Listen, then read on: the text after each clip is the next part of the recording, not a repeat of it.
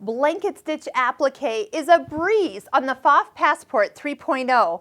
I'm using stitch number 27, and it tells me to put foot number 1A on, and I have engaged the IDT.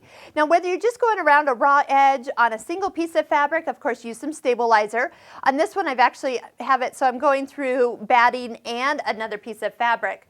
But you'll notice that as you start off, the stitch is set to be aligned with the red line in the foot. So as I start, the needle's in the center, and if I want, I can lower that presser foot down and just make sure that my first stitch is right next to the raw edge.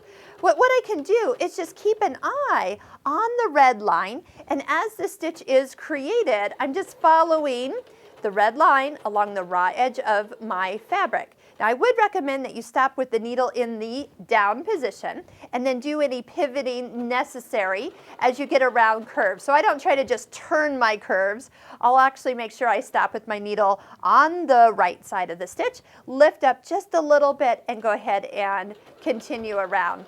Now, if you're having trouble seeing down through the plastic of the foot or to follow the red line perfectly along your fabric, is to find yourself buying an open toe foot, and then you'll really be able to see what you're doing. Isn't that pretty?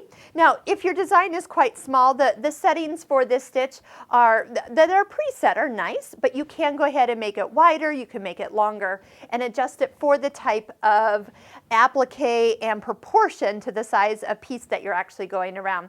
It does take a little practice, like what to do when you get down to the little V, and of course, I am known to not just use a blanket stitch applique for this type of work, but I like to use other decorative stitches as well and go beyond just what people are used to seeing. So play around with your decorative stitches. Remember, take some time to stitch them out so you know what they look like and could they be used instead around your next applique shape.